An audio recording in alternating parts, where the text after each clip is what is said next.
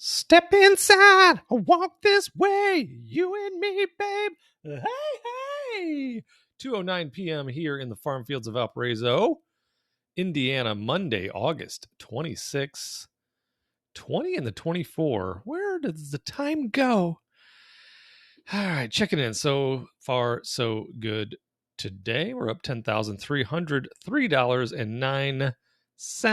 And I did say if you've been watching the videos on August 20th, which would have been last week, I had a video titled, I don't know, Portfolio Going to 2.2 within 10 days. And that was on August 20th. Today is the 26th. And we did hit that. We hit the 2.2 this morning. So does it officially count towards my record keeping of all-time highs? No. That is still July 16th when we hit 2.19. But as far as my prediction from last week is concerned, that counts, Mr. Nostradamus. So let's get into what we got going on. And right now we have nothing going on the options board. I did make a couple of moves today. Let's take a look real quick. I sold out of my 5,000 shares of UCO probably early. That's just how I like to do it. I like to not catch bottoms or tops. I just like to randomly sell things. Not true. I was just looking to bill or book some profit on the oil trade that I've been hanging on to for now, 3 months? This one wasn't 3 months because I've gone in and out of UCO twice during that time frame. But as far as Devon Energy and PBF Energy and Vermilion is concerned, I wanted to take some risk off with regard to the crude, even though it's looking very nice today. What is it looking at the very moment? Let's take a look. Let's just see.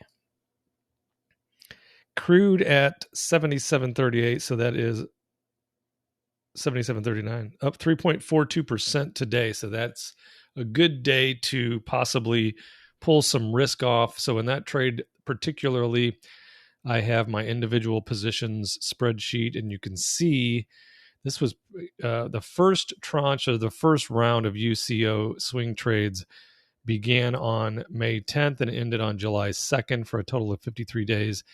We did make 93.90 during that time, which was an annualized return of 104. We didn't do that good this time, but the important part is we did book a profit, and we did it in only 34 days. So on July 23rd, I did buy 2 rounds of tranches, one at 30.63, another 1,000 at 30.50, sold some puts.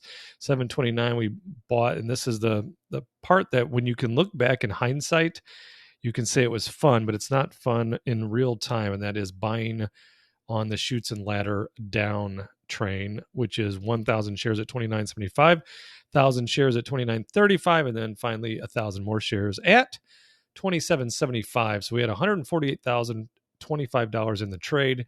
Sold those off this morning for $153,150, so it netted us $58.75. So let's do that Fantasyland math. Drum roll.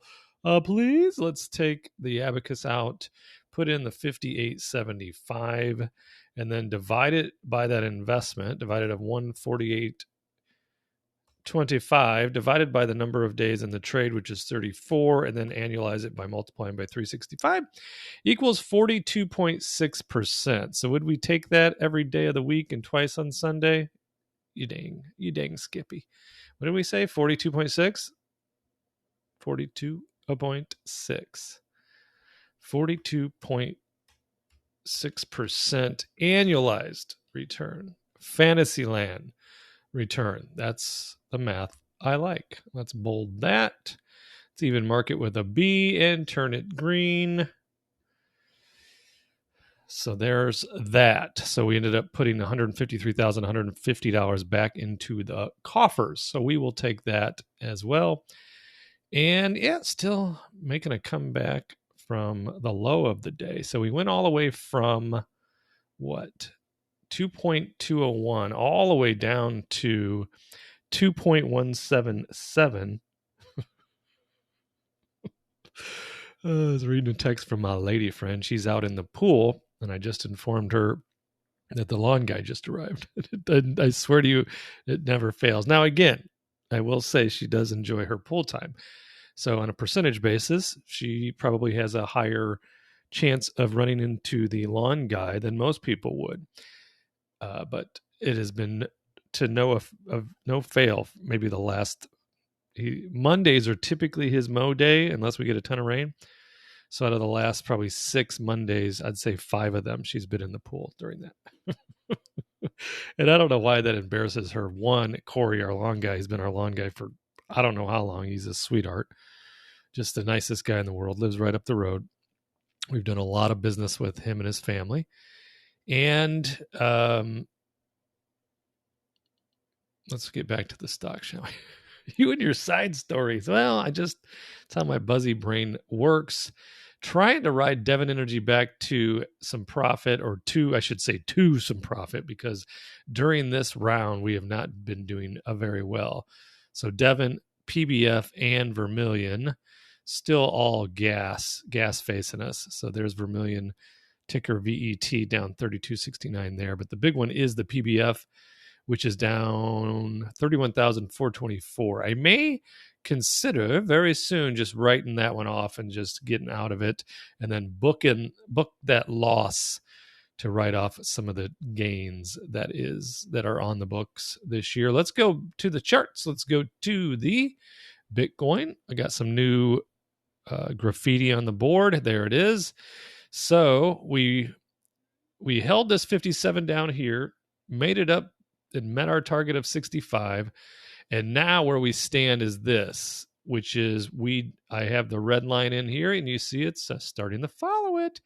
We should go down we've almost reached the first minimum fib requirement on this retracement, so there's still some room to go down to, I would imagine, at least 63 even, and it's currently at 63,643, but I think it's going to meander down even further, probably more to the top of this pivot box, but it could easily go all the way down to the bottom. I would imagine we'd want to see the biggest retracement to hold and still feel immediately bullish would be 59,000. I don't think it's going to get down there.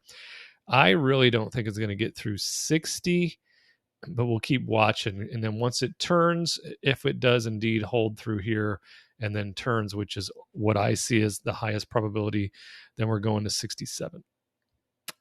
Maybe 68. We'll keep watching that, though. We'll watch this move down and see when that pivot does indeed come into play. What do we have next? USO. So USO has been, it's been a nightmare. It's been a headache. We are hoping that this was not indeed this move here, all of this down here. We are hoping that was not an impulsive move. So for it to be impulsive, which would mean the direction of the sentiment and the trend, then what would have happened next would have been an ABC correction. A, B, C, and then it would have done another 5 waves down. Well, this blew up right through here, so that took the ABC correction out of the mix, which is good considering I'm holding up, some oil. Was holding a bunch of oil, got rid of whatever that number was, $150,000 of it. So now what I need to see is we did this. We got the 77.77 on the board again.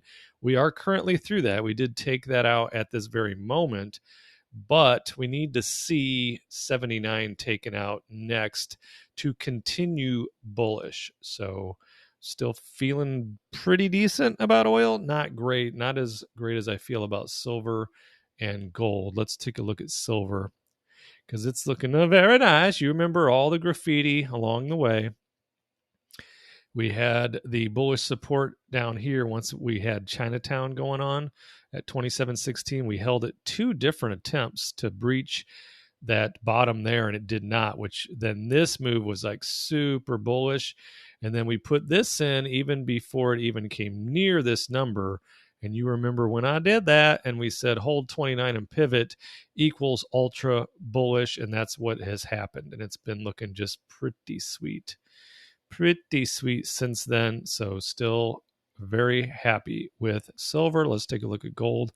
Essentially the same synopsis here. Now, I put this on today. This is brand new graffiti here and here, this red, this green. So we did begin to follow this down. We've made it through what would have been the minimum retracement required. I think there's more room to go. I think we're getting, we should approach 2,500 and probably hold that, but it could go all the way down to like the 2,482. I don't foresee that. I think we 2,500 is probably going to hold again before we then hit back up and touch upon another all-time high, which is coming for sure. Not investment advice, just crystal ball, magic 8-ball advice. For sure, heading towards a new all-time high. Is that going to happen this week? It certainly can, but the only thing I know for sure is it will happen this year. Oh, wow. Well, it's saying a lot. A new all-time high. And then here is the other move I did today, and it was based on the following. I've been following this IWM through this move. So from this August 5th low, it has had a nice 5 waves up. And this should be, doesn't mean this can't